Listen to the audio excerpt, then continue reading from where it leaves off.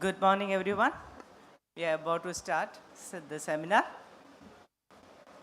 I would like to welcome all the panelists, moderator, and chairman. I request chairman kindly accompany our speakers and moderator, Mr.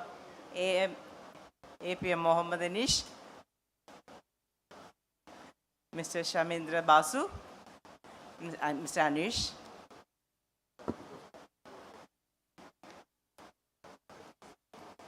The second day, I request all of you to please drop your cards and be here until the end. There is a special gift waiting for you.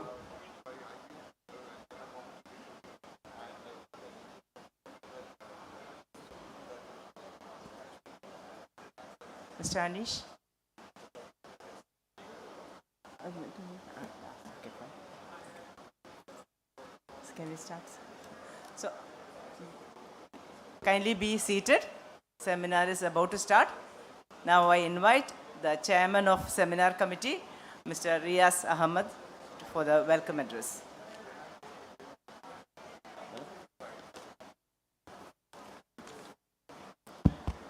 Dignitaries on the dais, ladies and gentlemen, we are starting the first session of the seminar today, and it's my pleasant duty to welcome you all to this session on application of AI in the tourism industry. The focus will be on industry with special mention on how it can be useful for the tourism industry. Artificial intelligence, or AI as it is known, is a set of technologies that enable computers to perform a variety of advanced functions, including the ability to see, understand, and translate spoken or written language, analyze data, make recommendations, and more. It is considered the backbone of innovation in modern computing, unlocking value for individuals and businesses. It is a field of science concerned with building computers and machines that can reason, learn, and act in such a way that would normally require human intelligence, or that involves data whose scale exceeds what humans can analyze. Artificial intelligence systems learn and improve through exposure to vast amounts of data, identifying patterns and relationships that humans may miss. Automation reduces human error, eliminate repetitive tasks, fast and accurate, and work without a break. I think we already have artificial intelligence going for us, especially in our mobile phones, which we easily recognize among other applications. Today's learned speakers will deliver on the subject in more detail and explain its utilities and applications in industry with special thrust on tourism. Tourism trends have throughout time been in a flux. So with these words, I would like to welcome you all once again, especially our speakers here today, Mr. APM Mohammed Anish, the IAS Principal Secretary Industries, Kerala Government, and Mr. Shamindra Basu, Partner IBM Consulting, Mumbai, and also our moderator, Mr. Anish Kumar PK, CEO, Travel Planners, and the Vice Chairman of this seminar committee, Ms. Nirmala Lilly, who is coordinating this program here today. And also welcome you all once again to this function. Thank you very much. Thank you, sir. Chairman of the function, Mr. Riaz Ahmed.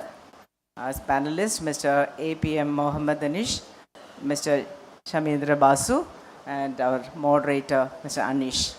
And ladies and gentlemen, warm welcome and good morning to each and every one of you. I have a very pleasant task today, and it is my honor and privilege to introduce this outstanding personalities, renowned speakers. Mr. Mohammed Anish, IAS. He took his BTech degree in civil engineering from College of Engineering, Trivandrum. He selected Indian Administrative Service in 1996 and allotted to Kerala cadre. He started his career officially as Assistant Collector, Kollam, from June 1997 to June 1998. He served as Secretary, Urban Affairs and PWD Chairman and Managing Director, Supplyco, Managing Director, Kochi Metro Rail Limited, CEO, Kochi Smart City. He was the nodal officer, FIFA U17 World Cup 2017 held in India. He served as Principal Secretary, General Education from March 2021 to May 2023 and Principal Secretary Health and Family Welfare Ayush till 2024. Presently serving as Principal Secretary Industries and Work Government of Kerala. Had undergone training programs at universities of Toronto, Canada, Asian Institute of Technology, Bangkok, Thailand, Indian Institute of Management, Ahmedabad. He is the recipient of the State E-Governors Award instituted by the Government of Kerala for the initiatives taken in Education Department. He was selected as a national trainer on leadership skills by the Department of Personnel and Training Government of India and has participated in programs for training civil servants at the national level since 2013. And the second panelist is Shamindra Basu. Mr. Shamindra Basu leads generative AI for IBM Consulting in India with experience across business consulting and industry. He has been associated with some of the first of a kind business transformation engagements for consumer products and industrial clients in India. His strengths are in working with COGS in shaping their business strategies and assisting them in implementing strategies for transformation. His focus areas including generative AI, future operation model development and operations transformation. Beyond his professional achievements, Mr. Shamindra is known for his passion for mentorship and knowledge sharing. He actively engages in initiatives aimed at fostering talent development and promoting diversity within the consulting field. He is a regular speaker in industry forums and guest lecturer at premier B schools in India. It is once again my privilege to introduce the speaker. Now I request the moderator, Mr. Anish, to take this forward. Thank you, Mr. Nirmala, for inviting me. So earlier in other travel marts, we used to discuss about the influence of social media and digital space. In this mart, we are replacing that topic with the importance of AI. We all know that the AI is transforming the travel and tourism industry in a big way. Whether we realize or not, every day we are using AI in our daily life, and it is increasing day by day. I happened to attend an international conference on generative AI, which is organized by the government of Kerala and IBM recently in Cochin. And we are very lucky to have both the speakers from the same event organized by the government of Kerala and IBM. So the speakers are from the Hanish sir is the instrumental in organizing that event, and IBM was a partner in that event. So we are very lucky to have those both the speakers. And we all know that how AI is transforming and how it is helping tourism marketing and customer relationship, translating, language translation, and various AI tools are being used for tourism. For example, nowadays, the visual content is used for marketing tourism, and there are a lot of tools, AI tools, where you can create videos for a span of 1 minute. Now we know that the attention span is less than 1 minute. So you can create a generative, prompt text. With that, you can create videos without any photographer or a professional videographer. So AI is transforming, in a big way. So I'm not going into the details because the experts are here. Now I would like to invite Mr. Mohammad Hanis IAS, the Principal Secretary of Industries Kerala. He will deliver about he will give insights about the AI in tourism.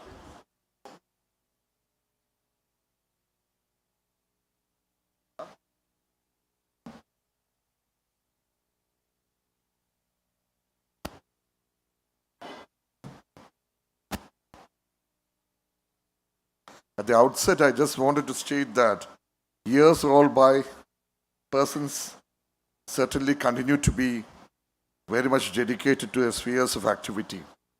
When I come here, all the old phases of 2000, 2004, 2008, they all continue to be very absolutely evergreen heroes, as if it was all yesterday. My colleague, Mr. Shaumindra Basu, the moderator, Mr. Anish Kumar, my dear friend, Mr. Riaz Ahmed, my dear Lily, whom I know for 25 years now, all my dear colleagues over here, Jose Pradeep, Mr. Yim Najib, Mr. Johnny, lots of people, Dilip over there, lots of people whom I see, whom I recognize quite well, the exhibitors, buyers, sellers, ladies and gentlemen. Initially, I would like to congratulate and also thank the Kerala Travel Mart Society for the wonderful initiative which began in the last century and continues to this century. And this being the 12th edition, if I'm right. This has become one of the most sought after events in Kerala's calendar, not just Kerala's calendar, but in the country's calendar. Congratulations to everyone. This is an occasion when, in my department, as well as elsewhere in the state, there is a great deal of adulation coming in as a result of Kerala being adjudged first in the country in the Business Reforms Action Plan, surpassing all-time favorites like Andhra Pradesh and Gujarat.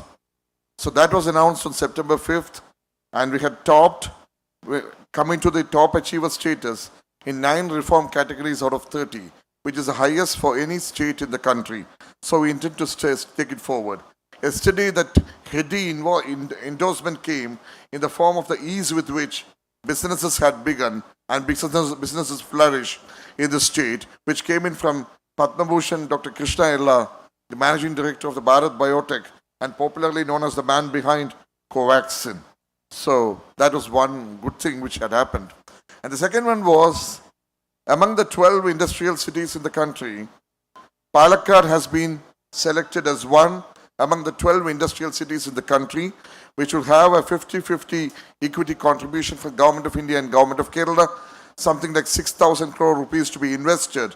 The world-class infrastructure, plug-and-play infrastructure, and we intend to promote industry in something like 1,710 acres of land located in 3 villages bang on the border with Tamil Nadu. So with these words, I would start off with what we had in industry, the kind of thoughts we had about artificial intelligence. 2 months back, in association with Mr. Shaumindra's institution, the IBM, the government of Kerala had conducted a generative AI conclave, the first of its kind by a state government, in Cochin on July 11th and 12th of this year. The response was tremendous. It made us rethink about many of the priorities for future. We ultimately tried to come to terms with what would happen to the country, what would happen to the world as such, when the advent of AI, the application of AI in various sectors of industry, ultimately brings about a total transformation, not just in the way you do your work, but also in the way you think, in the way you move, and the way in which the world itself remains. The world has to remain, universe has to remain, but in different forms, different shapes, different permutations and combinations. So I would start off with, I was just thinking aloud as to what exactly would be the impact of AI in the tourism sector. So the first slide. I just wanted to start off with the personalized experiences. that we can have when we have the application of AI over here. Tailored itineraries. It creates personalized itineraries instead of based on tourist interests. And second would be about the language specific recommendations. The preferred language, if it's Japanese, if it's Aramaic, if it's Hebrew, if it's French, what would be the attraction, restaurant, destination that he has to have? This means a lot. Ultimately, after sifting through thousands of pages of documents and papers, instead of that, on the click of a button, if you can really go to an absolutely personalized initiative, personalized choice, what better thing can be done for an international traveler? Next slide. Intelligent virtual assistant. Do we need to have the guides all the time? Do we need to have all these earphones or, the kind of, the recorded stuff that comes into our ears all the time?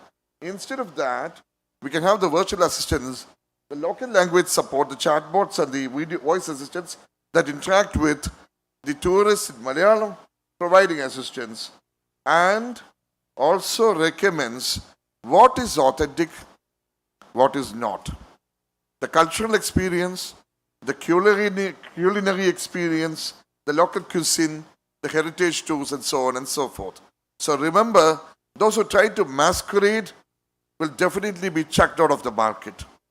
People who really, adhere to the authenticity will certainly prevail. Next slide. Predictive analytics. This is something very interesting. I was also trying to understand as to what exactly we mean by predictive analytics. Based on the data, based on the kind of systems, based on the climatic conditions, the topography, the geography, and so on and so forth, can we go for predicting the peak tourism seasons and the off-season, allowing for better resource allocation and pricing strategies? This is something which the buyers need to focus, the sellers need to focus, the operators need to focus. How do we really plan it? Juxtapose it against the present practice. It's a kind of hit and run. Today you would say we can sell it at 8,000 rupees. Tomorrow suddenly something changes. You suddenly jack it up to 10,000. There is a particular natural calamity which took place, down 5,000 rupees. It's been happening all the time. Then the analysis of the data to identify which is a popular event. May I tell you something? In all my discoveries as industry secretary and plantation secretary and mining and geology secretary together, I found that in plantation sector there were ever so many big stars of the game expounding, propounding that this is the greatest thing which has happened to Kerala. When I go for the data, I finally come to understand that what is popular amongst the planters, what is not so popular, and this is being hidden most of the time by many of our opinion makers. Subjectivity, in other words, is substituted by objectivity. You can identify the popular event, festival, and the businesses can plan accordingly. Image and video analysis. This is something fascinating. Look at it this way. Images, videos of Kerala to attract Kerala's attractions, to identify the unique selling points and create a targeted marketing campaign. How do we do that? Thousands of videos, thousands of images, sifting through it, trying to understand exactly as to what is popular, what are the real selling points, and then go over to a new stuff, the virtual reality tours. Most often we find that we may not ultimately be able to, kind of get into the backwaters. Every tough and sturdy person may love to go to the seas. Some may not. At the same time, the virtual reality tours that can be brought about, it can bring in a greater deal of reticent tourists. People are a bit timid about it. People just keep away from really going into the rough and tumble of this experience as such. Try to capture the essence of the experience in this virtual reality. Next. Augmented reality and virtual reality, the cultural heritage preservation. AR and VR together can bring historical sites and cultural experiences to life, allowing ourselves to immerse totally in the cultural heritage of the state and much beyond it to the rest of the world as well. This is not specific to Kerala, this is not specific to India, it applies to the whole world. Nature-based experiences. Now, AR and VR once again provides you're not able to trek, you're 72 years of age, 80 years of age, you're not able to trek, but I would love to have the experience of trekking. How do I do that? The Western Ghats, wildlife safaris, underwater adventures, you can do. Becomes a great tool in your hands. Next one. Then we come to the concept of smart cities, which has been talked about in a big way. May I remind myself that Cochin was actually selected in the first list of smart cities. Trivandrum came in later. In the case of Cochin, we had the fortune and we had the pride of having our document, which was actually supported by some of the best global agencies, to be fifth in the country at the time in 2016 Jan. We were fifth only after all those great planned cities, actually planned cities like Jaipur, Bhubaneswar, Pune, and Surat ultimately came in because of ever so much of impact, the emphasis that was provided after the plague, and Cochin was fifth. People were surprised about it. Years later, after all the pumping of the funds, and after being the first CEO of Smart City in Kerala whole, as well as Cochin, I can also have to submit very candidly, truthfully, that only partial success has been recorded. But then, AI-enabled smart city initiatives, it promotes sustainable tourism, most important. Optimization of the waste management, very important. The carrying capacity to be really looked into as far as this industry is concerned. Energy consumption is most important. Today, every industry for that matter, be it tourism or my sectors, my favorite sectors like the manufacturing sector and so on and so forth, we have to really look at how much of energy is consumed and what are the best ways to minimize on the cost of energy, what are the renewable sources of energy that can be tapped, and the transportation systems also. Today when we look at it, we have ever so many modes of transportation. But ultimately look at it, from the customer's viewpoint, most of the choice is limited. Whatever be the mode of transportation, except for perhaps the metro, everything remains the same. Being the former MD of Metro, I can certainly state that if the Metro had been extended to the Kerala Travel Mart venue, you would have reached this venue from the city in 6 minutes flat. But then, of course, we need to have the money for that. Accessibility. Accessible transportation, digital signage, which can enhance the experience of the tourist. Fraud detection, with all the good things that one speaks about AI, and all the great things which I have been trying to postulate before you, we come to the greatest danger of AI, fraud. Today morning also, that's sheer robbery as such, but at the same time, when you come to it, we need to detect and prevent the fake reviews, ensuring that the tourists have the accurate information. But it's a double-edged weapon. It can act in both ways. One is to be absolutely clearly wary about it. Payment security, this is something which is absolutely connected to the banking sector. Today when I look at it, among all those sectors in the country and beyond, if there is one sector which is going to be impacted tremendously, in the first instance it would be the banking sector. Numbers are coming down, the branches are becoming absolutely shriveled in terms of space, and we strive to create everything on an AI-powered basis.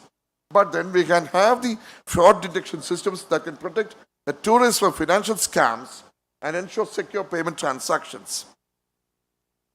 Local sourcing. Finally, it's about the sustainable tourism, the sustainable development of the state, and how to really bring about an economic wellness for the local population.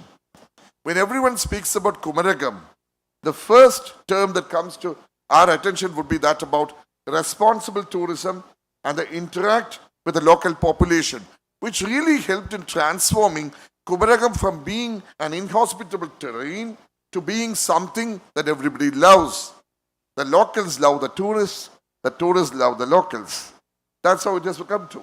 Local products, services, it supports the local economy, AI powers it, and we try to reduce the carbon footprint due to that energy factor. Inventory management, as always, availability and minimizing the waste, availability of the rooms, the inventory control can be done in a much more effective manner as compared to the various systems that we have today. Revenue management. It helps to maximize revenue by dynamic pricing, as I stated, products and services based on demand and market condition. Now pause a while. Demand and market condition is not a product on a day-to-day basis. It's actually based on predictive analytics, about which I showed the slide earlier. We can really have the data being sifted through. We can predict the best timings, the best pricing, and the kind of dynamism that should be brought about as far as the pricing of the services is concerned. Next one. Sustainability. It's ultimately all about how much is your carrying capacity. How much sustainable can we make this planet Earth? How sustainable can be tourism? It should reduce, optimize on the resource consumption, reduction in waste generated, and promoting eco-friendly practices. May I hasten to add that in this connection today, in my other capacity, as here I am as a guest, but of course as a great friend of the tourism industry, because tourism is also an industry. In my other capacity as the plantation secretary, I am to speak in the annual general meeting of the apex body of the planters in the state. Riaz was reminding me that kindly increase the quantum of the area available for the quantum of area available inside the plantations for the purpose of tourism and allied activities. Pause a while, hold on. 3 days back, absolutely brilliant, comprehensive report on the blueprint on the future of plantation industry in the state and how it can be made economical has been prepared by IIM Calicut and submitted to the Honorable Chief Minister. I was present on the occasion.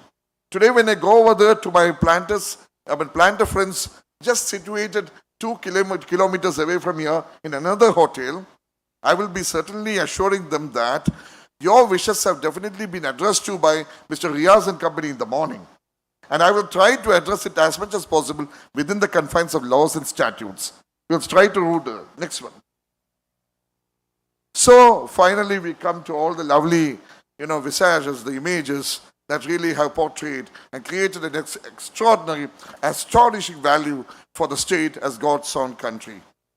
Remember, AI, tourism sector, the state of Kerala, and all those good practices that have been created or sought to be created by the government of Kerala in association with global majors like IBM will come to fruition only if the stakeholders really welcome it. There is always a suspicion. There is always a kind of a great apprehension that too many jobs will be lost. May I very clearly assure you that for 10 jobs that are lost due to the advent of the AI, 20 jobs will be created as a result of the advent of AI. Job roles keep changing, skill development needs to be assured, and we would strive to create new value systems, value additions, and take it forward. Once again, I'm so happy to be back in the midst of all my sincere friends who stood with us, stood with me through thick and thin during all these years. Thank you very much for giving me this opportunity to speak. Thanks a lot.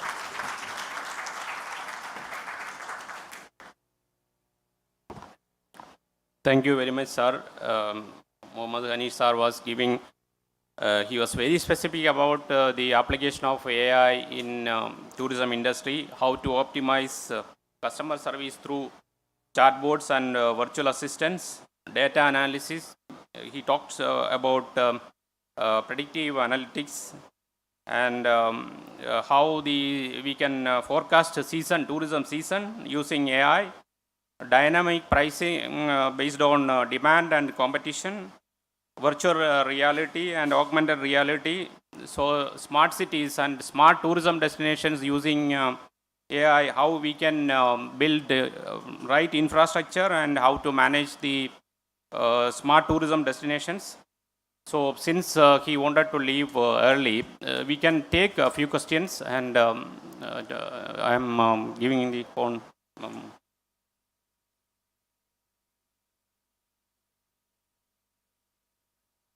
You can raise your hands if you have questions.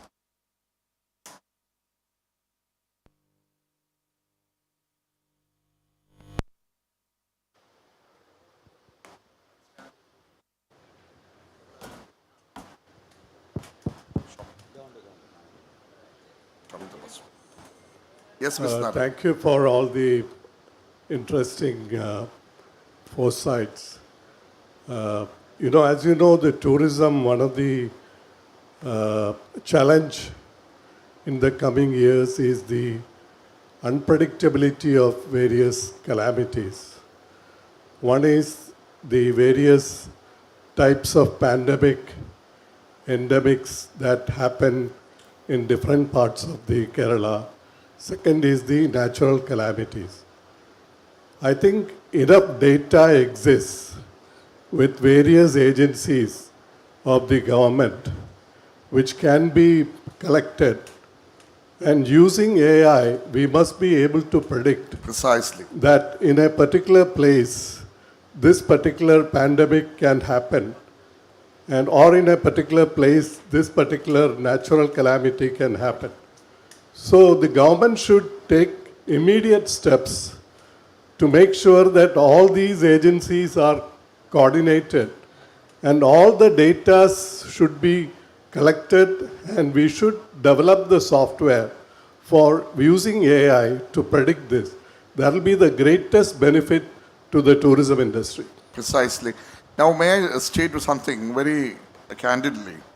Looking at the kind of data that's available over here, it's not that data is not available, but it's the data mining that's not present.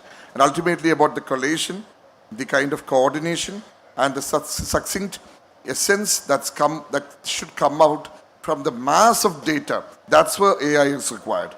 I will not hasten to add, I will never state that in such and such place, in a particular month in the year, this pandemic can strike, this flood can occur. It would be like stamping that particular stigma onto them. And I would be the last person to do it. But all of us know for sure the months, the weeks where these things happen. Dynamic pricing can be carried out, Mr. Narayan.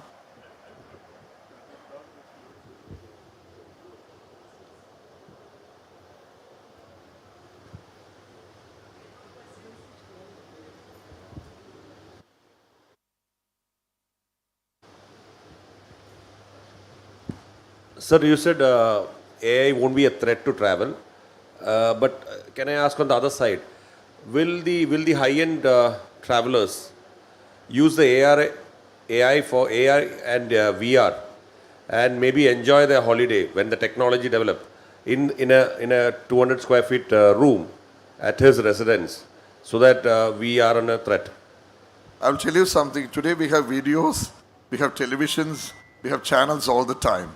What is it that's the difference between being in Maldives and watching that visual in the TV? Similar is this case. Being on the Maldivian beach or the Lakshadweep beach or Kerala beach, the order should be reversed. Kerala beach first, Lakshadweep second, and Maldives last. Okay, doesn't matter. Now, looking at it, if you stand on the beach, have a lovely, evening siesta on the beach bench, and then have this VR thing fitted on, don't you have that experience coming in? You're so close to it. At the same time, you're a bit distant for reasons of security, of your personal timidness. But then AI strives to get over that timidness of yours and presents that reality to you. Yes, next question, please. As a ordinary travel agent, what is the cost involved for using this AI? I think Shauminta Basu is the right person to answer that. He is a big boss of IBM. He should be able to answer that. I am just a layman. I don't get into the real business as such. Next one. Morning, sir, for these wonderful insights. I am from the hotel industry. Definitely, AI is going to transform our industry in a long way. We are already using these AI tools in revenue management in a very, very advanced stage already. But sir, you are being part of the government. My question is totally different. You have mentioned about the predictability of demand using AI tools. But on a lighter side, I just want to ask you, even without any AI tool, we know that a weekend Munnar is going to be jam-packed with vehicles. And during festivals, certain destinations are going to have a big traffic and other things. What we are doing presently? Mr. Dilip, you were working in Le Meridian in the year 2002, 2003, 2004. Is the situation the same in 2024? It's not. Similarly, whatever hit and run exercise which we had done earlier, be it whichever industry, the trial and error process, the hit and run process, the iterative process, how do we waste so much of time for that? This year it works, next year it may not, the third year it may work. So what we are stating is that ultimately it's not about the weekend Munnar. It's about the phase of the year, the times of the year, the months and the weeks when we really go up. It's not a simple calculation that happens. Suppose in the weekend, some other destination comes about quite near to Munnar, which is becoming absolutely lucrative and attractive. Won't there be a shift in the traffic? So it ultimately calls into question something like 20, 30 factors together. And how much of brain can be racked in this matter? We have a much other better things to do. Right. And remember, in most of our mobile phones, without ourselves knowing about it, 90% have already have AI inside it. It's controlled by AI. We don't, without ourselves not knowing it. Yes, Nabi sir. Yeah, Hanish, actually, you have made a very good presentation for the tourism industry, and thank you very much for that. Sure. I just want to ask you a question, how Kerala government is using AI for industries and other departments. What progress is happening? How far we have gone? What are the future plans? Because Kerala is an educated society with excellent officers, and I'm sure they can technologically do very well. That's precisely why in July second week, in association with IBM, we had the generative AI conclave in which lots of startups, lots of youngsters, they were all brought together, trying to create an ecosystem for AI-based businesses to flourish. Followed by, very interestingly, a roundtable session on robotics. Robotics and AI should not be two different strands. They should be absolutely integrated. That's why we followed up generative AI with robotics. So Kerala government is concerned, I know fully well my condition in the government secretariat in Trivandrum. To introduce AI over there right now would be a tall task. But then I will strive to create some baby steps forward in this direction in the government. But we have to certainly take many models as is usual for the private sector like the Kerala Travel Mart. Last question.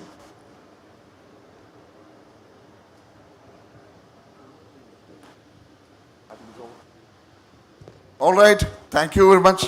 All the best.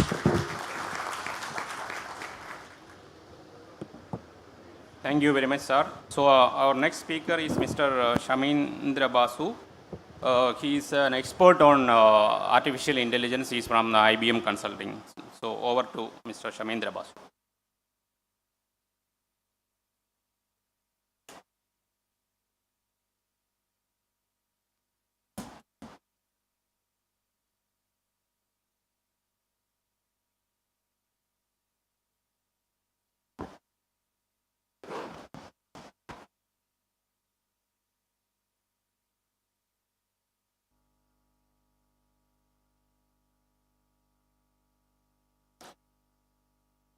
First of all, thank you everybody.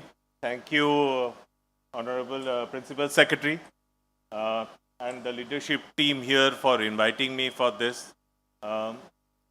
It's going to be a hard task after that brilliant session. I don't think Honorable Secretary has left anything for me to cover. So what I will do is probably double down in the use cases he alluded to and make it a little more contextualized. In terms of the business, I understand and appreciate that many of you who are sitting in this audience today are entrepreneurs running your own businesses. Some of you are part of larger organizations who might evaluate this. And I just want to give you some sense of the broader capability, because what's happening, this is a very vast subject, and I have probably 30 or 40 odd minutes. I can actually spend hours. It may not be adequate. So I will not attempt to do that. I will try to introduce the broader concepts and capabilities, because you all know your business and can then actually appreciate what really can be done, right? And when I was thinking in terms of how do I structure my thought today, last night, I thought I'll just keep it very simple. I'll break it down into three parts. I think first it's important to appreciate and understand why should I care. As an industry, why should I care? As an individual, as an organization, why should I care? I'll just give you some actual data, and I think what Principal Secretary just mentioned, data reveals a lot, because intuitively people say, okay, we are probably not ready, people are probably not using it, we have a best way of doing things, data is talking something else, and we will discuss in that. I'll also then try to, in very simple terms, try to deconstruct what is this big discussion about AI and Gen AI? Why people are excited? What's the core capability? Because the use cases that our Principal Secretary talked about is just one manifestation of that capability. Now, in your business, in various different functions, areas, operations, you might apply the same capability. It's for our imagination of how we want to leverage this technology, right? And third, I'll try to take the tourism value chain and superimpose some of the use cases. Some already Principal Secretary has alluded to, but we'll try to just double down a little bit in terms of how that's applied, right? So now with that background and context,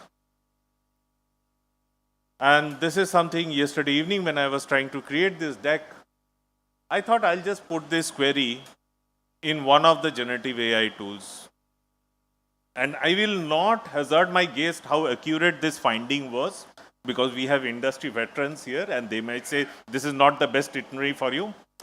But actually it doesn't matter. That's not the point here. The point is, I went into a publicly available generative AI chatbot and I just gave this query. Incidentally, me as an individual, this is not the first time I'm doing it. I have done this earlier in many of the foreign trips that I have done. I have done entire research, entire planning digitally. And I have gone with the recommendation reviews that I have received. The point I am making is, me as a consumer, this is how I am operating today. The question that we have to answer ourselves is, are we now geared to respond? And for me, if you think, it's a huge productivity save. I'm not Googling and going into 100 different websites to find my information. I went to one chatbot, I've put just a single line sentence query. In 2 seconds, this is the itinerary I got. And I want all of you as leaders to first appreciate and absorb that consumer behavior. That's important for us to first absorb, right? And that's why this matters. Second point, again, global finding. Incidentally, and before I go to the global finding, I'll tell you the India story. The India story is where I operate and I work with most of the CEOs in these industries. The India AI Adoption Index that we carried this year is almost 2 times the global adoption index. So you are actually operating in a country which is extremely young, which is extremely tech savvy today. The adoption index in India is 2 times the global AI adoption index. Overall, if we now go back to this chart, you will see 2 different charts there, right? One is the AI adoption, and if you see, it was meandering. And I will tell you this because I have been in this industry for decades now, right? Many of the technologies we are talking about today is not new. It is the accelerated adoption that's happening today. So if you see in the 2016-18 and now, it is more than 2 times. It's crossed 72%. The other line that you see, which is creating more disruption, is the blue line below, which is the generative AI use cases. Now, again, generative AI use case and the technology used to exist. What happened a year or more earlier is a company called OpenAI they launched a product called ChatGPT. What they did is they just put a consumer wrapper on a technology which was already existing, so that you, I, everybody can go and start interacting. And people realize how productive they could become by using it meaningfully. If you see that spike, and this is phenomenal, I have lived through in technology, through digital, through IoTs, through blockchains and all of this. I have not seen till date a single technology where the adoption index has gone from 33 to 65 in 12 months. And that's why you should care, because this is what is happening in your industry and in general, of the people who are going to come and consume your experience, right? That's the second point I wanted to make. The third point in this whole story about how people are planning, why we have great relationship. We talk to our clients, key clients every day. Look at this figure. Again, a global study. India is only number two in terms of the tools the consumers or travelers are using in terms of how they are planning for their trips. And if you see the percentage, it's 45%. Now, again, because these surveys are done by certain agency, you might question the validity of the exact numbers being projected. But the point is the trend. It doesn't matter whether this actual average is a 45 or a 43 or a 30, is the trend that we are talking about, right? And that's the third thing that I wanted to talk about. And fourth thing, and this is where I'll pivot some of the points that Honorable Principal Secretary already talked about broadly, and I have abstracted this view almost like 20,000 feet, right? In terms of how do we go about in doing our business. Typically, I will think about it. Next year, I'll go somewhere. When it comes, I start to do my planning. I do my bookings, pre-trip, trip, and post-trip, right? Broadly, that's how I just simplistically put the value chain, right? Now, across each of these, there is a need for certain specific intervention. And many of the use cases that Honorable Secretary talked about is associated with this. It starts with terms of how do I help you in that curation, in that what we called essentially taking that mind space in terms of what's going to happen. What are the tools, techniques I'm going to put out there to really help in that planning process? As a consumer, I feel in most of the scenarios, when it comes to domestic travel, customer service is non-existent. I won't even say poor, it's non-existent. I don't even find a number to reach out, talk to. I don't know if I get stuck, a transaction fail, whom do I go and sort this out? And that's a huge potential from a generative AI standpoint, right? And this is all happening because of the underlying disruptions we talked about in terms of technology. Whether it is in terms of collaboration chatbots or the AI that Principal Secretary talked about. And we'll try to peel this onion a little bit as we go along, right? Now, with that background, in terms of why should I care, right? I'll step back a little bit and try to now peel the onion in terms of what's the core capability.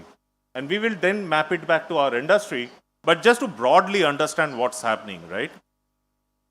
I think the multiple use cases that you heard about earlier, broadly, can be put into two buckets. There is what is today in the industry called traditional AI. Now, what is traditional AI?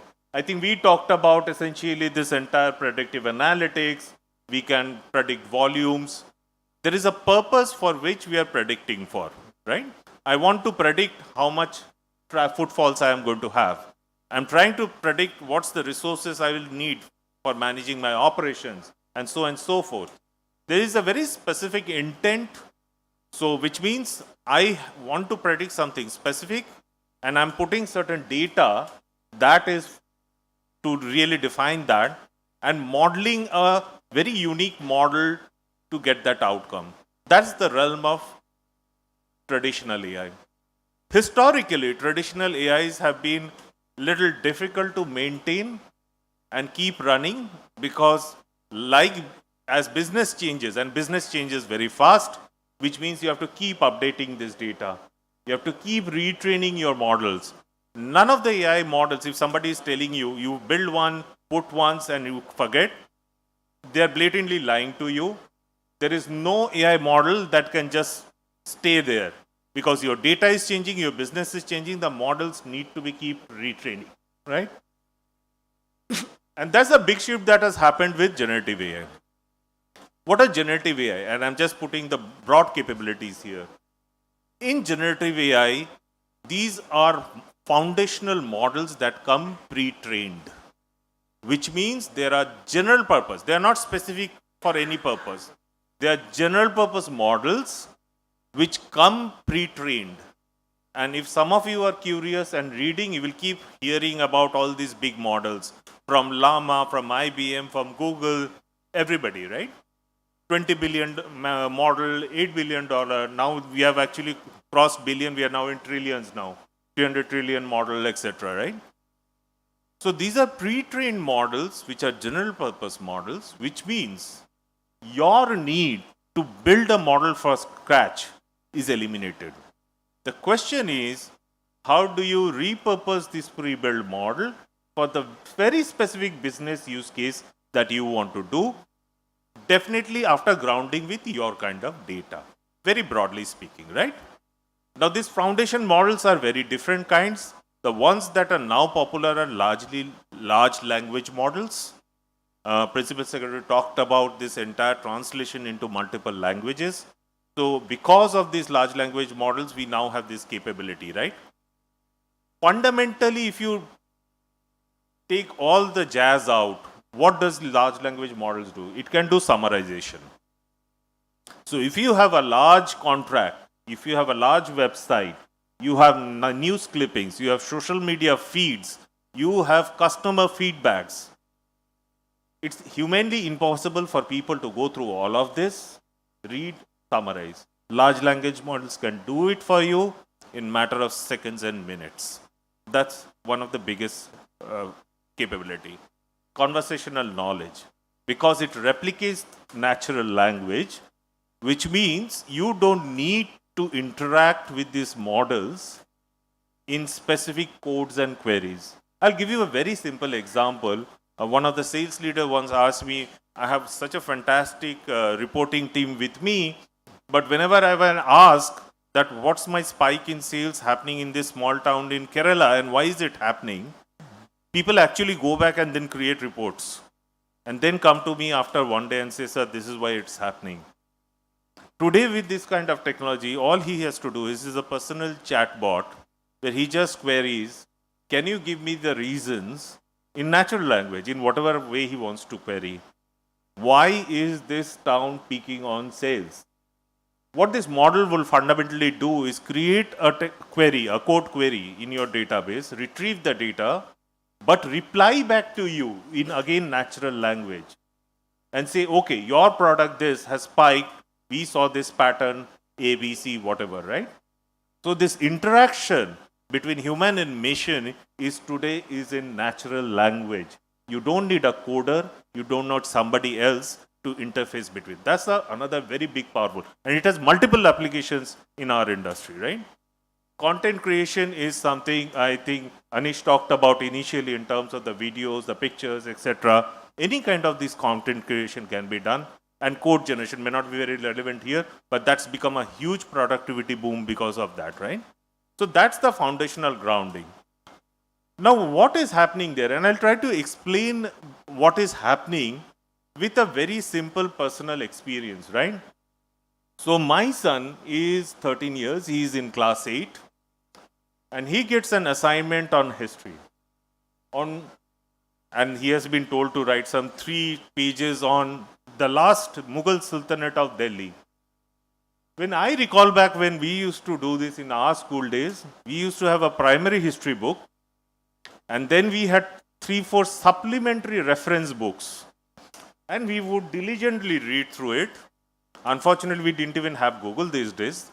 And we would reference all that, create a note, and I'll create a summary.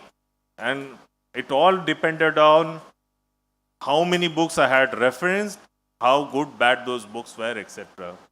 What my son did this time is, obviously, and kids have become very intelligent, who are going to be your customers in our next decade. So he figured out if I put this query in chat, it actually gives me a 3-page summary. So he did that. And obviously he got caught because teachers are also intelligent. They understand what is going on.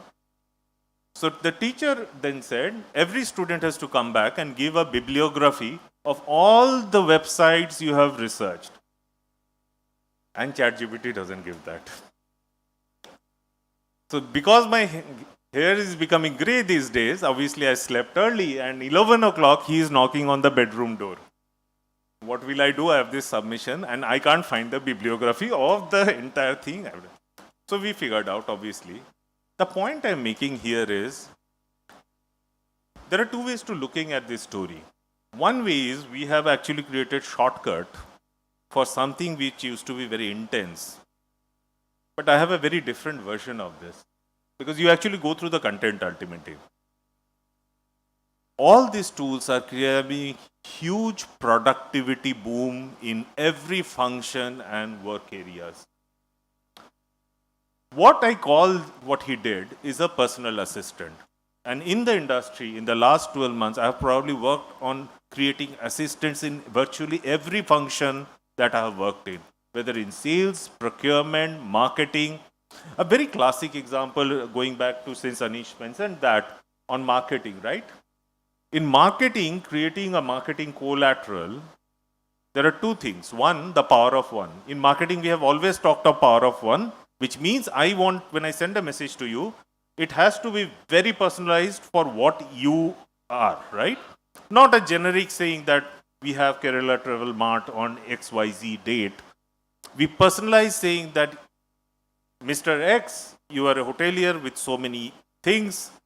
You would benefit by 1, 2, 3 points if you attend KTM 2024. I don't get a banner, I get a very personalized note. Now that's one. Second, where marketers face a lot of advantage is when they actually go and do a collateral division. We are a country of so many languages. We have to, the same content has to be converted for regions, for languages, and huge amount of productivity goes in that. Personalized assistant. That's where these tools and tackles are coming into play. Procurement. We worked with some of the PSU majors in India. They have to release open RFP. Thousands of RFP responses. I was speaking to the head of procurement in one of the oil majors. He said, my team cannot physically read through these 1,000 response I get on open RFP. How do I collate this information? I cannot let go a single RFP. I am a government entity.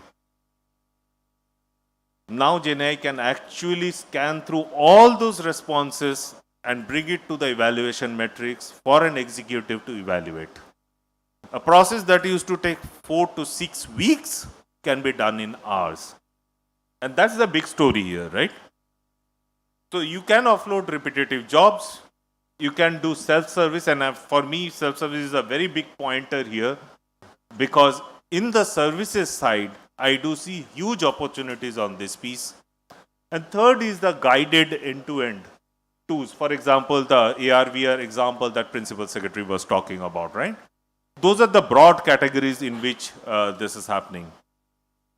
I'll not belabor this, I think broadly I've covered, but fundamentally the point I was saying is, because we'll go into specifics of industry use cases after this, is there's a pattern in terms of how these use cases are in AI and GenAI. And as long as you recognize the pattern, you can apply it to any of your function and work, right? The first pattern is driven by customer experience, and that's where both the customer service and internal customer also comes. In our organization, for example, my entire experience with HR is now with an assistant called Ask HR. Globally in IBM, of the, I think 190 million transactions are happening on HR request. 94% happens hands off through AI assistants. And for me, as a user who has been a manager for 20 years, I am super happy. Because for me, just to transfer an employee, and we are in a services industry, we deal with people. Just to transfer an employee from me to somebody else used to take weeks for the information that's required. Today, I just go in my Ask Assistant, I say, please transfer this person from me to this person. It goes and talks with 3 other systems. But for me, my experience is that one single click I did. So experience-based transformation. Same is happening with service request and service management, right? Second piece is what is digital labor. This is more about productivity, cost takeout. The assistants that we talked about, the whole purpose of the assistants is, are you getting productivity benefit? If you're not, why will you do it? And productivity benefit is manifested in 2 ways. The first way of productivity benefit is these assistants, virtual assistant, whether it is a sales professional or service professionals and so on and so forth. The second is extreme automation. And third, a whole lot of work is happening in IT. In this forum, I will not talk on that, but this has been a biggest adoption area because of the kind of productivity we are getting on this, right? So I will now leap forward and try to bring probably some of the use cases that Principal Secretary talked about, right? And try to bring them now in the context of the value flow that we talked about. In terms of the dreaming process, the planning process, the pre-trip, on-trip, and post-trip, right? Whether it is the dynamic offers, the AI-powered virtual concierge, and I'll come to a specific example on that. And lot of mature players in the industry are utilizing this virtual concierge concept. Lot of them. And I will also come a little bit on post-trip, right? As a matter of fact, let me start with the post-trip because the others I'll talk about, right? I think a lot of influencing and marketing happens in the tourism industry right now. Not many people who had the best of experience go and post in social media. Unfortunately, 100% of people who did not have a good experience does go and post in every media. That is the reality. Now, it's important for us to appreciate how do we handle this. Now, there are multiple forums, etc. And it's not just 1, 2, or 3 forums or even channels. Channels are different. There is web, there is YouTube, there is Facebook, there is whatever. You can keep naming the channels that are there where the postings are happening. How do you go and address that post-trip review that somebody did? Because if you are not responding immediately, and possibly you came back after 1 year to just put some couple of lines on that, you have already lost the plot out there. Because people like me and many others actually go and do their research on the web and all these sites. That's the reality, right? So we were actually doing an engagement on generative AI with one of the public banks, and they had the same issue.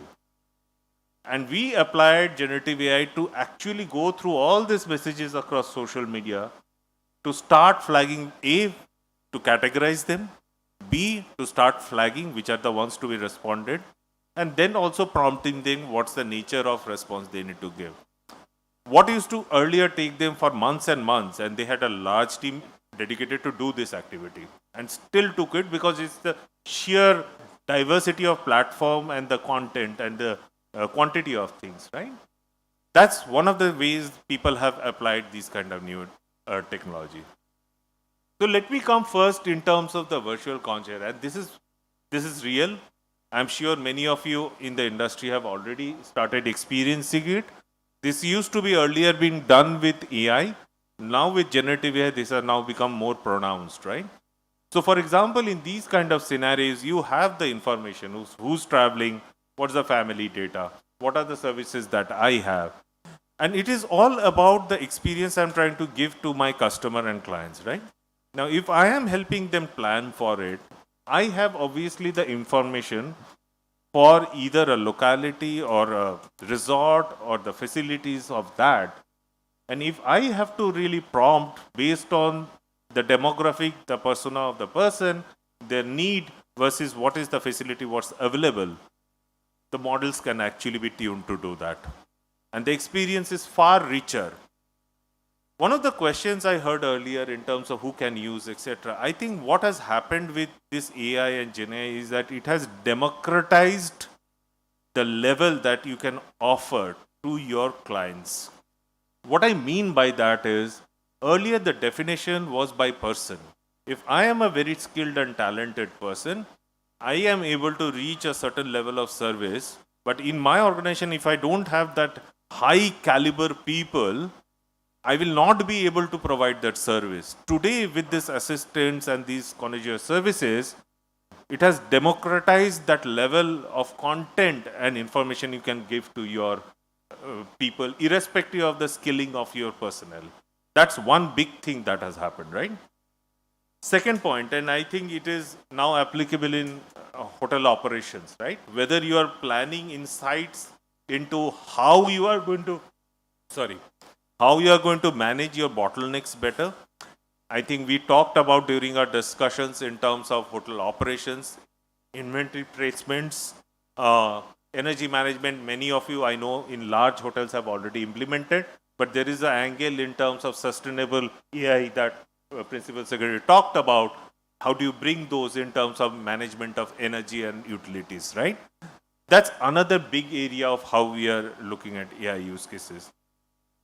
We talked about this revenue, and I think one of the gentlemen here did mention that they have already implemented some of the revenue. You had actually talked about it.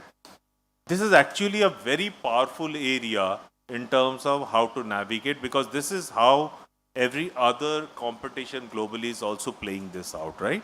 Both in terms of external data, in terms of demand, the trends. Are you really utilizing it to see the availability, and at what price points are we doing it? And there are fairly sophisticated models today which can do this, and people are leveraging this for that purpose, right? This one I'm going to spend time, because this is another thing I have realized has a huge impact from our industry, which is, yes. I'm sorry to interrupt, sir. As the moderator mentioned that sir is in a hurry to go, therefore I request you to, sir, thank you so much for sharing your valuable insight. It was absolutely brilliant session. I request President to please hand over a memento to Sir Manish, sir.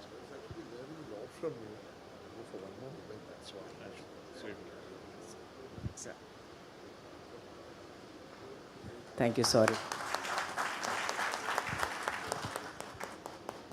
Thank you, sir. Thank you so much. Over to you.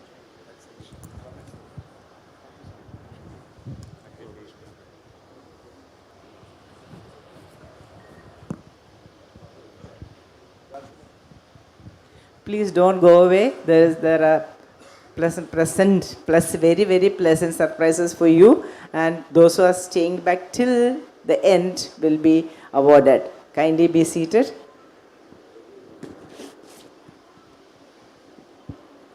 So the point I was making is that we are an industry which works on a lot of human talent. And one of the challenges we have in the industry is, how do we really train people to a certain caliber?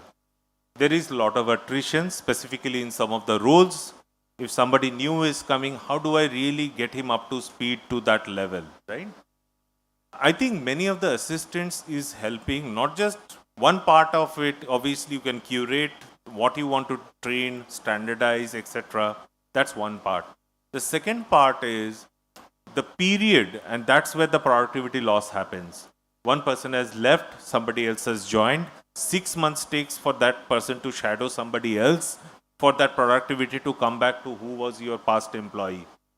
There is that period that can be crunched when you have these kind of assistant, which has essentially how-tos of how to go about a generic task, right? It has a huge impact. As a matter of fact, since Principal Secretary was here and I was mentioning about skill, I hope all of you would have seen there's announcement of launch of the entire portal that has happened on internship by government, right? Even government is using AI big time into doing these kind of skill matching, skill recommended trainings, etc. That portal will run completely on AI algorithms in terms of doing skill matching, right? So those are the big blocks that were there. I'll not go too much into it because I'm also cognizant of the time and I would rather spend time taking questions. But fundamentally, I want all of you to recognize that when you are taking the journey, one big shift that has happened for organizations is that earlier the thought process was, I have a process, I'll add some AI on top of it, and we'll figure out what happens out of it, right? I think most of the leaders I'm talking today is questioning that way of thinking. They are saying, why not? I'll do only with AI. And you first answer me why I can't do it with AI only, and then we will figure out what is the additional process we'll need, right? So from plus AI, it has become AI plus. Just a way of thinking in terms of how we are designing, looking at our processes, right? And the only second point I'll leave on this chart is that all of you have to recognize the point we were having on data. The reality is most companies, when they embark on these journeys, they actually struggle on data. While we all in our organizations have a lot of data, it is not necessary, at least in a meaningful way, for you to really scheme meaningful insights, models out of it. So some amount of reality check of data, I have found this again and again across AI programs, is required. The problem doesn't happen in the AI model. The problem happens in the plumbing. The plumbing is usually not the best. And things start fail because your plumbing is not best, right? Those are the only points. I think given the time, we can open it up to questions and then.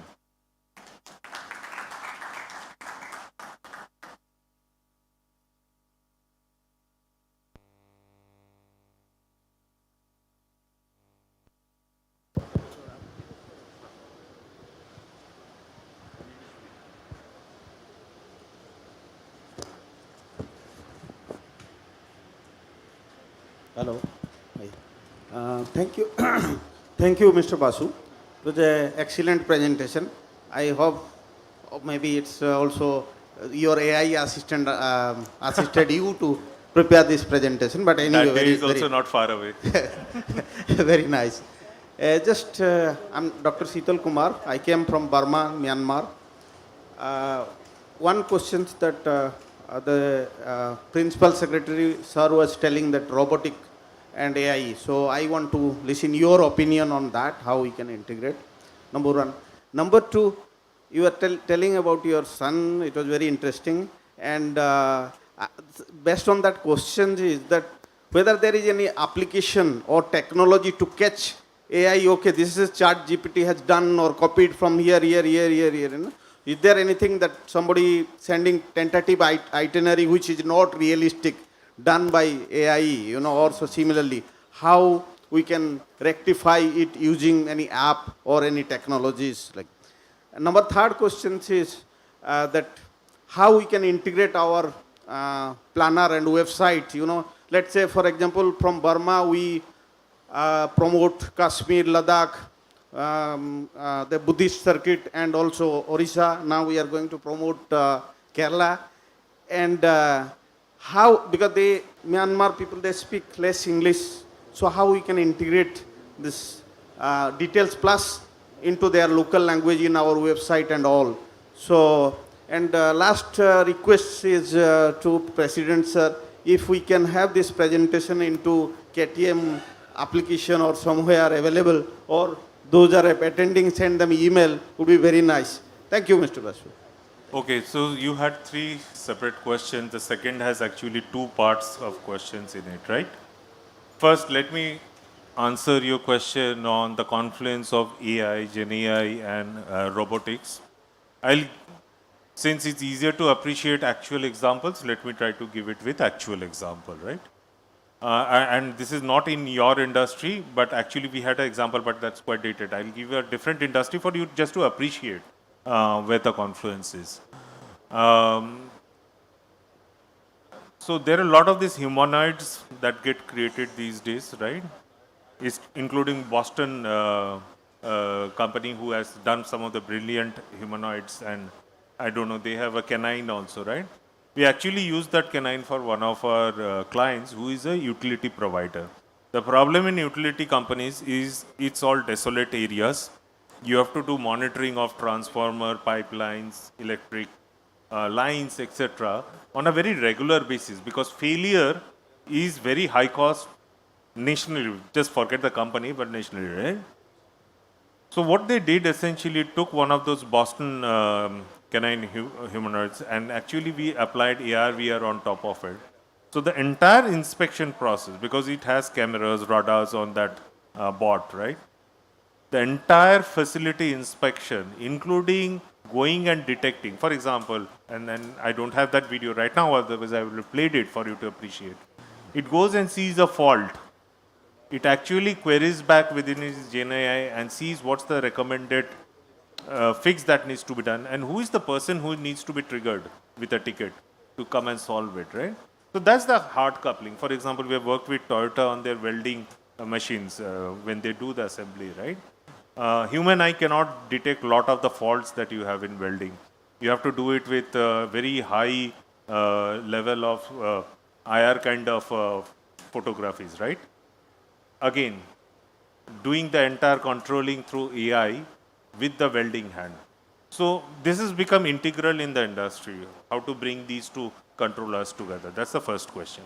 Second question, I think, can you detect fraud of somebody is actually doing all this? This is standard available stuff. As a matter of fact, most of the universities, by the way, already have these kind of softwares now. You cannot submit a research paper that you have just done as a collation of multiple things. This is now, people are moving on both sides, right? You will do something good, there will people who will use it for certain purposes, and you will find again fixes for this, right? So the industry as a journal is evolving. It's quite freely available. What is more important is the second part of that question. I think you touched about governance. And I did not cover the topic of governance and fraud in my presentation because it's a fairly vast topic. But governance is a very important aspect in all of this. Because one part is I just used it to submit my assignment. I think that's obvious. There are malicious intent here also, right? People trying to use prompting to infiltrate within your systems. People using these things for probably not the right thing. Or the model output that is coming is having profanity, hate, bias. Now you have to have guardrails. That never happens. And that there are ways to do a governance setup to make sure models will just say, sorry, I cannot either answer your question or will not respond to that, right? How do you put those governance in your AI model? I think that's a very important topic for us, and more so in an industry which is exposed to customers who are going to use many of these tools and tackles, right? Sorry, what was your third question? I probably forgot. Okay, and that part is again, it's already there and happening actually, and it's more of the language translation. Earlier it was very difficult because, for example, in Kerala, if we are creating content in English, Malayalam, and other languages to your native country, converting this would take an army to do it, to localize in every individual country. Thankfully, with AI, you can do localization very simply, both on language and images. As a matter of to the extent, for example, that image that was produced here had probably an European face. In your country, you want probably a local national face in that image. Nothing changes in the image, only the face needs to be replaced with a local national image, right? So these kind of content creation is fairly simple and easy to do. Yeah. The secretary, tactfully avoided answering directly my question. Sorry, who's? Oh, sorry, yeah. What people say is that the natural calamities which used to happen once in 100 years because of the climate change will happen once in 10 years. So we have to face this situation. So I would like your answer to the point that I made, how AI can be used to predict these happenings, both the natural calamities as well as these kind of endemic. What is your views and how can we go about doing it? Because this is the need of the industry today. Yeah. So that one, yeah, actually good that you brought that question because I would have responded to that. I think the nature of solution it requires to do this kind of natural calamity prediction is at a different scale, and I'll give you a sense of this. It is not at an individual state or something, right? For example, we talked about only large language models today because those are most popular used by business. Foundational models in GenAI can be on various other areas. One of the areas that we have been working on is geospatial. And we have been collaborating with NASA. Incidentally, last week only, we made all our research with NASA open source, which means whatever models IBM has developed with NASA on geospatial, we have made it open source Apache license, so people can build on top of it. Now, it is a problem at that scale because the data, and sometimes we confuse between weather and climate. And I'm going a little bit deep just to explain the complexity here. Weather is today was hot, yesterday was probably hot, last year was also probably moderate, and I do some correlation. Climate is the larger trend.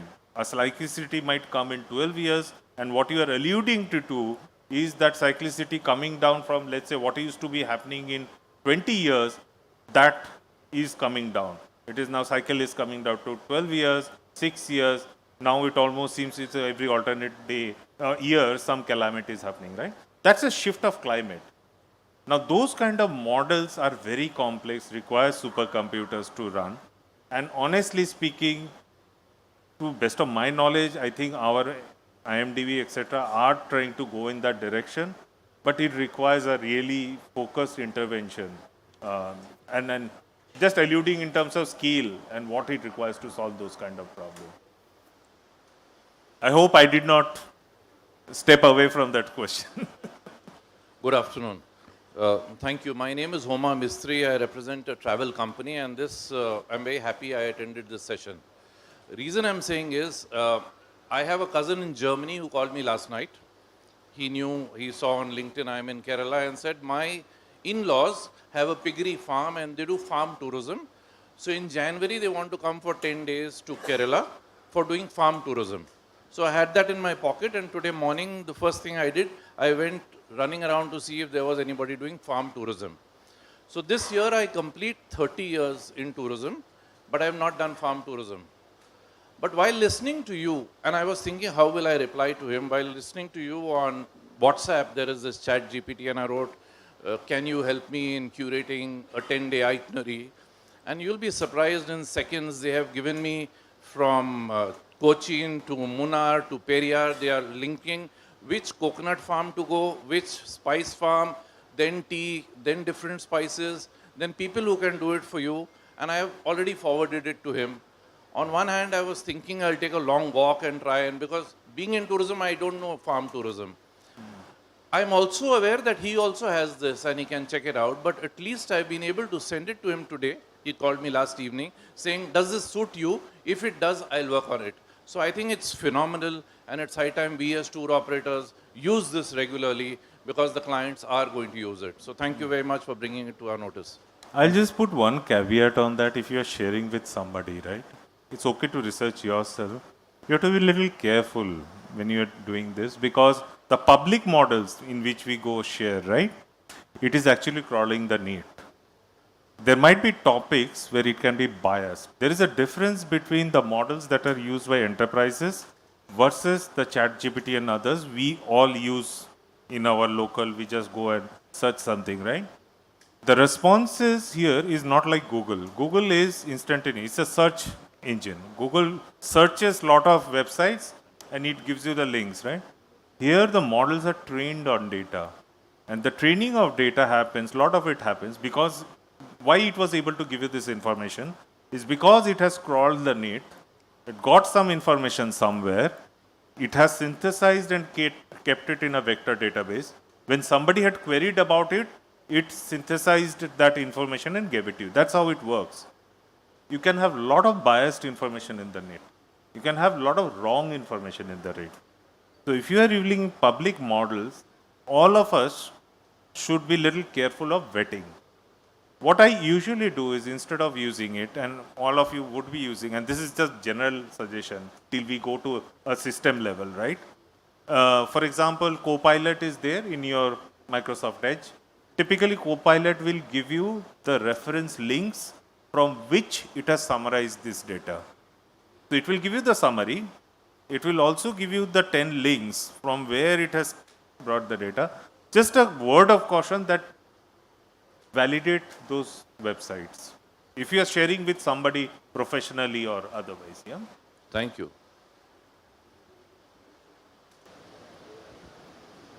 I think we will take the last question.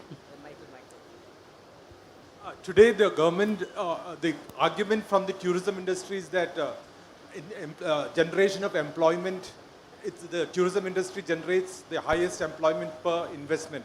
So, in your assessment, is AI going to affect a generation of employment, or is it going to reduce the opportunities for a lot of children or a lot of kids coming out of college? So, what do you think? I think the answer is obvious, and let me address it because earlier also this employment question came, right? My first response, because I have been in many industry forums, I participate regularly, I speak to a lot of leaders. My first response to this is, and I'll come specifically to your question then. My first response is, AI, Gen AI will not take away any job, but the guy who uses AI or Gen AI will replace the guy who is refusing to do. And that's a reality. And we have to understand this statement. There is a skill gap. AI doesn't take anybody's job. That's not the point. The point is there are going to be people who are going to adopt AI and Gen AI, and the people who are not going to do it, the people who will adopt will take the other guy's job. That is a fundamental truth that's evolving, right? I'll come to your question. Now let me come to the point that you made. It's how is it going to, in my opinion, and honestly, the bigger impact more than AI is generative AI. AI has been around for some time, right? We have not seen that kind of impact. Generative AI has a bigger impact. My hypothesis, having interacted in the industry and the larger thinkers, is that it's going to help. And I'll tell you why. The same point where my last slide was on skilling. What's happening right now, you cannot, the employability is low. We keep talking in India about our demographic dividend, but the reality is the demographic dividend can be realized when the person is employable. He can do something, and then we can leverage our demographic dividend, right? That's the point.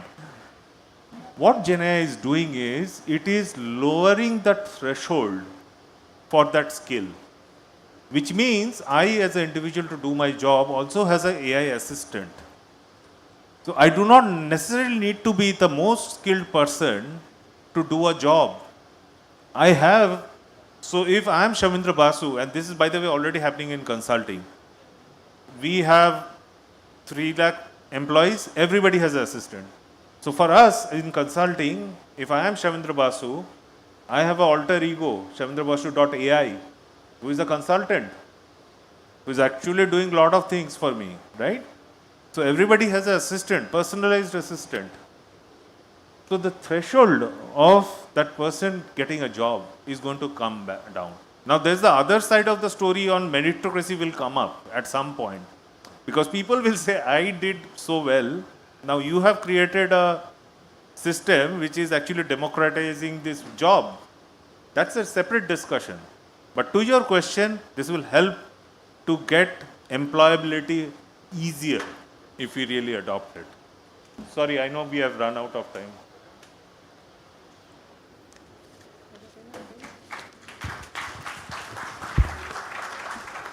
Thank you very much, Mr. Basu.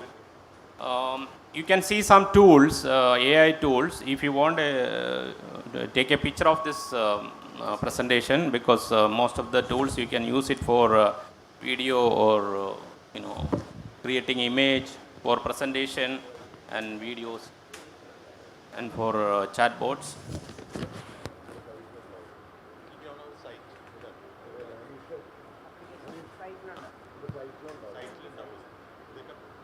Okay. Oh.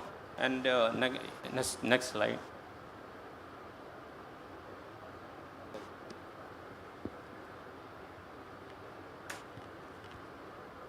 See, Mr. Basu was talking about reputation management. You can use ChatGPT for responding to the TripAdvisor reviews. So how you can use it, if you have a review, you can just copy that review to ChatGPT. and then you place it on ChatGPT, you will get a reply like this, and you can post it. So it's very useful. So just to summarize, Mr. Basu was talking about the importance of generative AI, how the ChatGPT or generative AI is very important in India, like it is the adoption of AI in India is 2 times to 72%, because the generative usage of AI in India is from 33% to 55% in 12 months. So we can imagine how the Indians are adopting to this generative AI. And he talks about the large language models and reputation management also. So what I think is, in future you can use a lot of tools, AI tools, to market your product for customer relationship. But at the end of the day, recently I had one journalist from US. He visited Kerala and he wrote an article about Kerala. And he is saying that, like if you want to travel like Maharaja, you have to go to India, because there are a lot of people around you and they will take care of you. So AI is there, but if you want personalized service and experiential tourism, of course, we all are there. Thank you.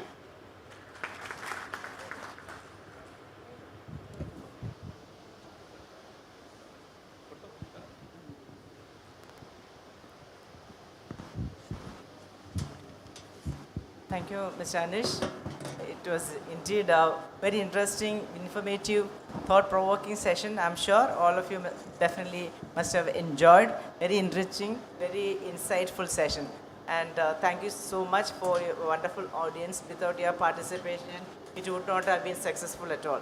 As a token of our appreciation, I request President and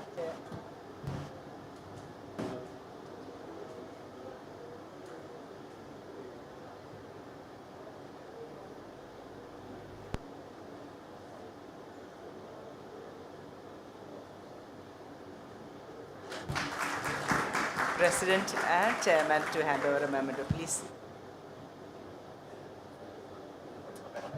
And one to our moderator.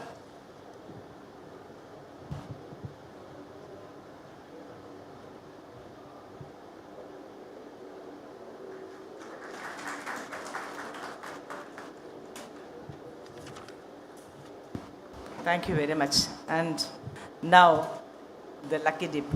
I request the chairman kindly take care of the lucky dip.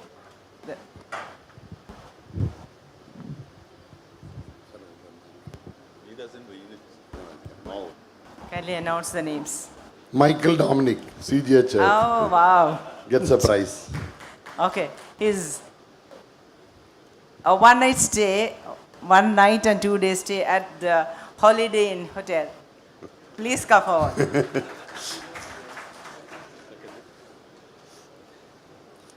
Next is Kushi Agarwal.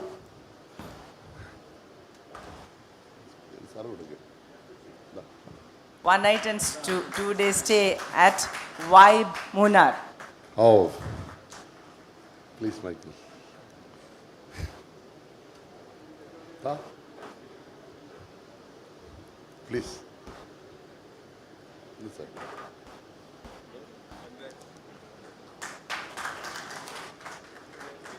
Congratulations.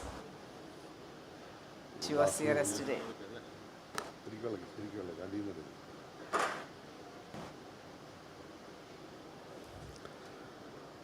Abdul Hakim, Managing Director, holidayoffers.com.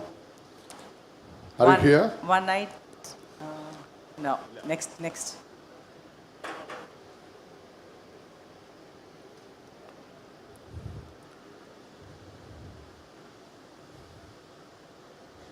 Robin Patel, Sundaram Holidays.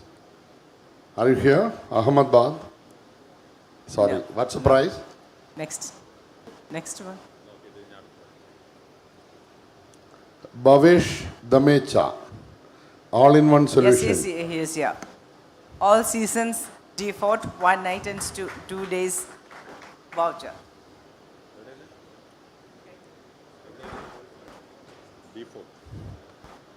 Yeah. Thank you. And in the afternoon, we are having another session. Yes, at 3 p.m. And the evolution in tourism trends. And our moderator is Mr. E.M. Najib, and the panelists are Mr. Deepak Deva, MD Sita, Commodore Sam T. Samuel, MD Calypso, and Chef Siddiq Mohammed. So please be back at 3 p.m. So again, there are gifts waiting for you. Please do come back.